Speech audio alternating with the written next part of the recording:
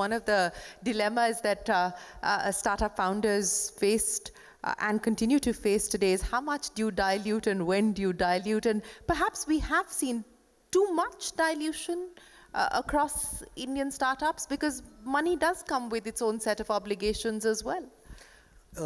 But I think it's a function of the market, Shireen, where in the early days when we were building, when we were an early stage startup, the market was not very deep and we almost had to raise capital to spend it in market creation. And obviously each financing round led to dilution. I think founders now have an opportunity to not go through that level of dilution, where they can, market is a lot deeper and it is getting deeper. So you don't need to raise that much capital to activate the market for your business. Because the market is already there, it's already activated. But sometimes the desire to grow faster than natural paces of growth gets founders to raise more money, spend more money. And look, companies like ours and others have done it in the past. But in hindsight, I wouldn't know how would we have done it any differently, because that was the need of the hour at that point in time, an only way out. But I think there is another way out now, another way to build businesses, which is building them patiently with less capital, less dilution, and with an aim to take them public earlier in the company's journey. You know, you talked about building businesses patiently, and again, I want to understand from you whether you believe that we've perhaps we're now starting to see a correction again, but you know, the last few years, this need to say that we've built a business or we've made a unicorn or so on and so forth in like 6 months, 12 months, and so on and so forth. The patience required to actually build out a business, or we've gotten sucked into this illusion that building a business is, is a 12-month event when it's actually not. So culturally, you think that there needs to be a reset? Is that a concern that you have? Yeah, I generally have a different philosophy. I feel you first start with the necessary, right? Then you move to what's possible, and soon you'll find yourself doing the impossible.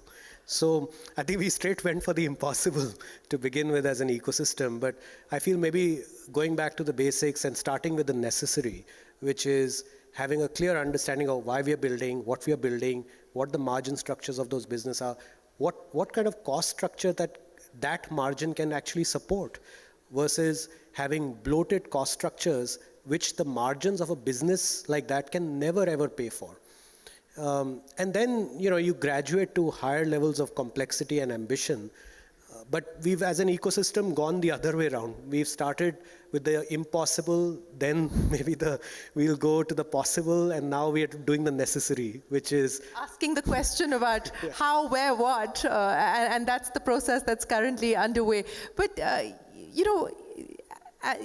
between the excitement and the sort of challenges and the opportunities that you see, Kunal, are there spaces that are nascent at this point in time that if you were to take a future bet on, what would those be?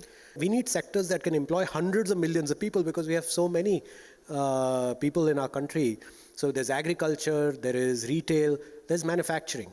So digitization of the manufacturing supply chain is a very, very important theme in our country. And India's GDP contribution from manufacturing is going to go from 15% to 21% in the next 7 years of a doubling base of GDP. So how much new manufacturing GDP is getting created is quite incredible. The second is SaaS, right? Already we've hit, India's software exports 150, 200 billion.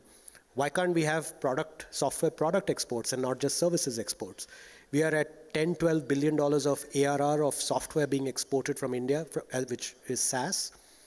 And most reports would say this will become 35 billion and account for up to 8% of India's, of global SaaS in the next 4-5 years. The third, I would say, is healthcare. Recently I had a health scare and I realized that you have to wait very long, even in top private hospitals, even if you know the doctor. And all of us have experienced that. Imagine if you live in a small village or a small town, how painful it would be. Our population will peak in 2040. We will just never be able to build enough hospitals for them. So we will need a lot of investment in technology and preventive healthcare. And finally, fintech. I know a lot has been said about fintech, regulations, etc. But this is the era of what I call the boring fintechs, that there is so much digitized infrastructure created, so much connectivity created, and there are a lot of companies which are solving very rudimentary fintech problems, which I feel will chart the future of that industry versus companies only looking for regulatory air pockets to have some sort of near-term arbitrage.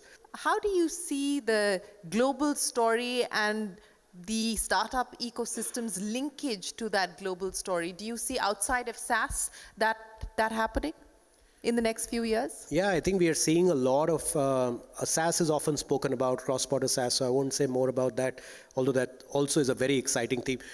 The point is, if we can sell $150, $200 billion of software services, why can't we sell software products, right, of an equal or larger magnitude?